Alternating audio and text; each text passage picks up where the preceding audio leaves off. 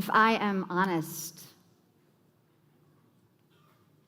I want more than just my one life. It's just the truth. I remember sitting outside as a young girl. I'm 5 or 6 or 7, and I'm up close to a branch with like the leaves right here, and I'm doing something super intense, looking at it. Maybe I'm tying a string on a kite, something like that. There's a picture of me in kindergarten or so, right there. And maybe I'm remembering the picture more than the moment. I feel the love of my parents taking that picture. They're getting older, my parents. I'm so blessed that they're still here. And I'm full of grief, too, knowing that they won't be here forever. Full of grief knowing that I won't be here forever. I mean, I hang out with you guys. That's what we do. We bury people. We grieve. We bury our precious loved ones together, and also the less precious loved ones, let's be honest. We grieve. That's my point. And we anticipate the grief. It's so much of the pain we all carry. I'm no different in that regard than anyone else, even if I get to sit here in the fancy chair.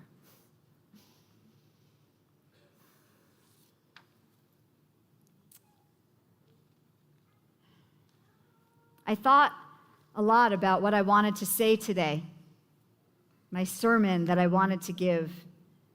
And then I remembered something I heard on a podcast, or maybe I read it someplace. It was about that we no longer have the interest in or capacity for oratory. And what we really want is sound bites. And I thought of the red zone, right? Like we can't even watch a whole football game.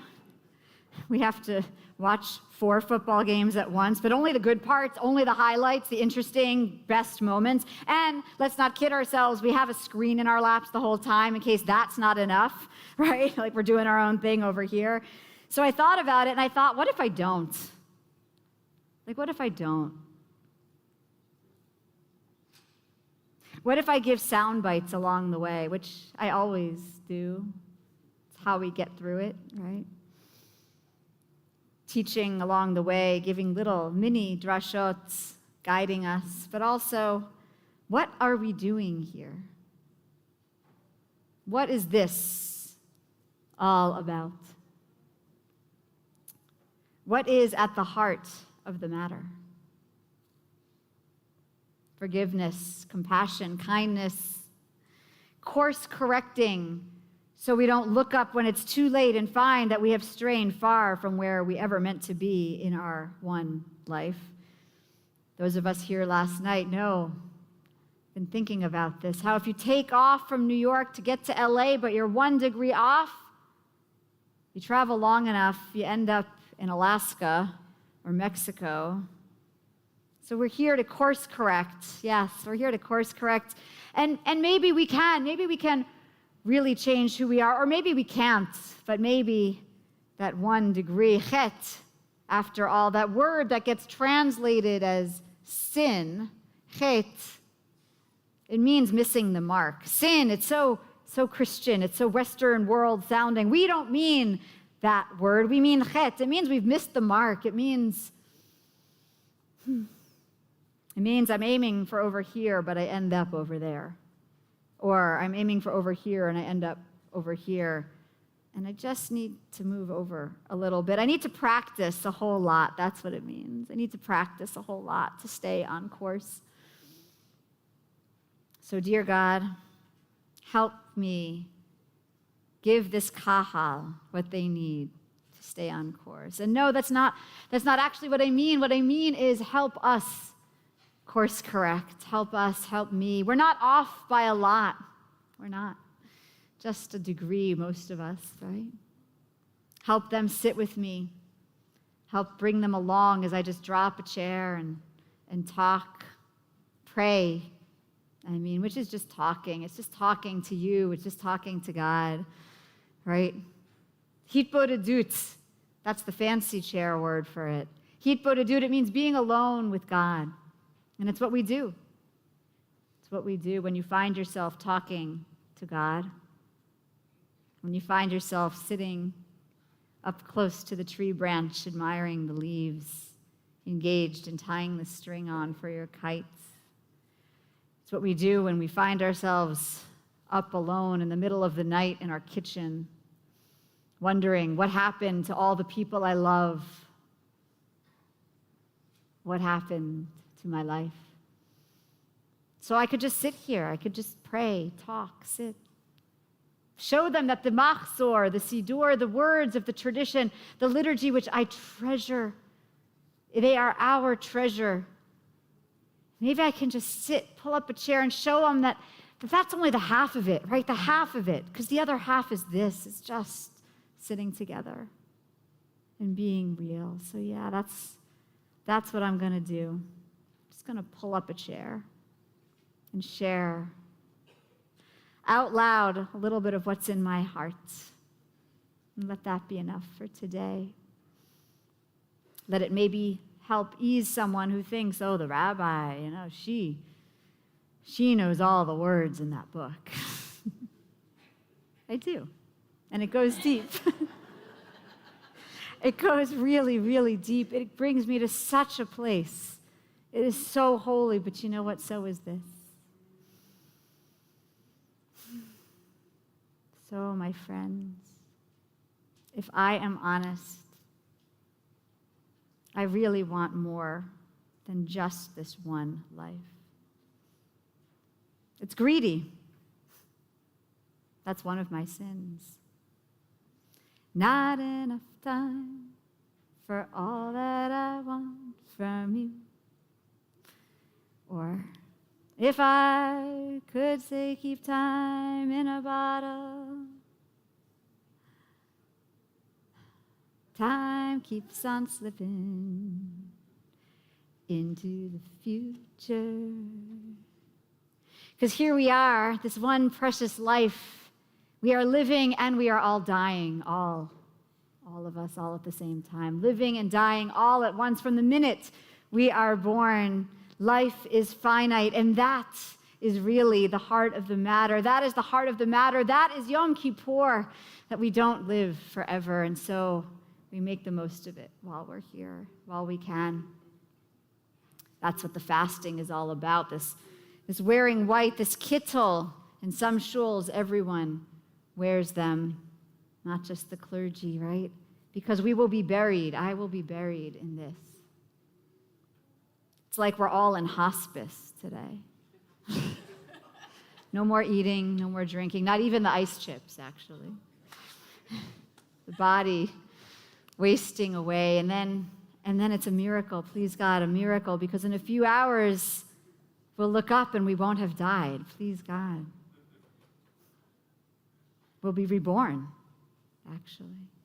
Every minute that we breathe, we are being reborn. Every morning when we wake up, we are reborn. And after Yom Kippur, after this day, we are reborn. And that is the heart of the matter, just to cherish it, so that we don't waste ourselves on the Narishkites, on the holding on to anger, the holding on to revenge and to resentment and the madness. And that is the heart of the matter. Oh, yes, that is the heart of the matter, that our fists have been clenched so tight this year, so tight. Oh, yes, dear God, I want to share with them, I want to share with you an exercise Krista Tippett in On Being shared this summer. So everybody make a fist. She got this from a retreat she went on in France, a Dharma talk, where the monk invited everyone to clench a fist with one hand. So clench your fist. And now take your other hand and try to move, to open, to undo the fist. Like see if you can undo it. And see what happens. You clench tighter, actually. Right? You clench tighter. It's a natural reaction to force, to clench tighter. All right. Now try it a different way. Counterintuitively, keep that fist clenched. All that you hold tight, And then cradle the fist with your other hand and see how that feels. Right? Relaxes a little. How wonderful. A sea of clenched fists, a metaphor for the world right now, a metaphor for the world. And no, my friends, we don't need to keep beating ourselves up this year, this day, the way we pound our chests, the vidui, over and over. No, what if we loosen? Oh, sweetheart, sweetheart. Just relax, just go a little gently. That is the heart of the matter. I read something recently. It was a Yom Kippur sermon from a Rabbi, Amy Bernstein, whom I don't know, but maybe some of you do. But her Torah was so beautiful. It talked about in a world with dishwashers and jet engines and microwaves, you would think we have all this extra time to live our one precious life. But instead, we've gotten ourselves faster and faster and faster and faster and more and more and more and busier. Like nobody's actual experience is that our lives are slower or easier because of the dishwasher, the jet engine, the washing machine. And she quotes someone named Malcolm Harris, whom I don't read, but he wrote, everyone is aggravated and impatient.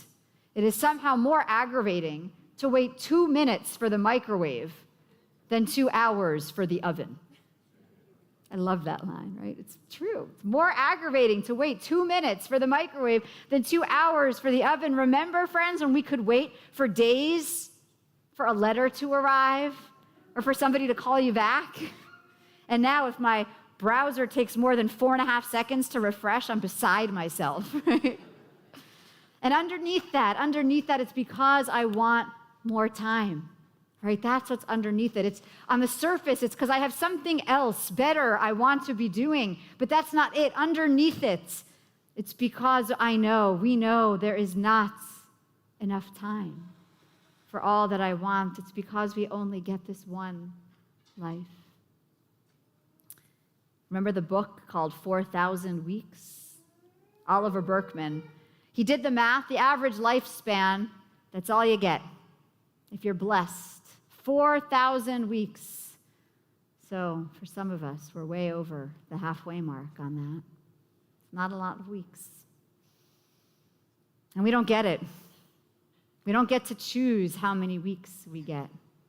We can course correct, take care of our health, take care of our stress, take care of ourselves. Please, God, let us all course correct to take good care of ourselves. But we don't get to choose. That is the heart of the matter. And so we clench our fists. We clench our fists so tight and rage, fighting,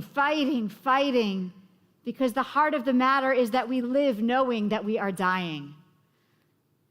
So right now, right here, we choose life. Every minute, just by softening our grip. One of my teachers, John Aaron, he shared with me a story, and maybe I've shared this before. I think probably I have. I keep coming back to it because this is it. This is the heart of the matter. It's the story of the Buddhist monk. One of his teachers, he's flying on a plane from California to Sri Lanka back after teaching a retreat, and he, all of a sudden, everyone goes crazy because the plane nosedives down. They're over the Pacific, and the plane nosedives down, and everyone freaks out. There's mass hysteria, and the oxygen masks are down, and the pilots are announcing, put on your vests, and everybody's freaking out, and they're panicking, and they're hugging, and they're crying, and they're kissing, and they're praying. And the monk sits, and he's looking out the window, and he notices how beautiful the orange flames of the fire of the engine are against the blue sky. It's hard to do, but that's just it. To notice how beautiful it is while we're in it. Whatever it is, whatever is happening, to notice how preciously, beautifully exquisite it is. And then the story goes that they made a water landing, so it's his turn to go out that emergency exit and jump down the inflatable raft. But here's the thing. He had grown up in a monastery, he's a monk. He grew up in a monastery in Sri Lanka. He had never been on an inflatable slide before. And so he laughed the entire way down. Everybody else is freaking out. We're going to die. Maybe he's enjoying the ride down the raft. Can we do that? Please, God, teach us, teach me to do that with every moment of every week, however many weeks, days, moments I have left. Teach me to see the beauty of the flames against the sky, to enjoy this ride down the inflatable raft. One of my friends, Anne, told me that the purpose of the Kol Nidre prayer that we sang last night, the one that says that all of our vows are null and void, is to help us let go of the life that we promised ourselves. We null our vows to let go of the life that we promised ourselves, and instead to pay attention to the life we are actually living. Because life in Hebrew, it's always plural. Chaim. Life. There's no singular. Always Chaim. I have lived many lives, some of them my own. Lechaim. Doesn't everything die at last and too soon? Tell me, what is it you plan to do with your one wild and precious life? Berosh Hashana yikatevon, ubiyom tzom Kippur yechatevon. I guess that's it for now. Thank you, my friends, for listening. Thank you, God, for listening, for choosing this life, for this day, over and over and over again, for as long as it lasts.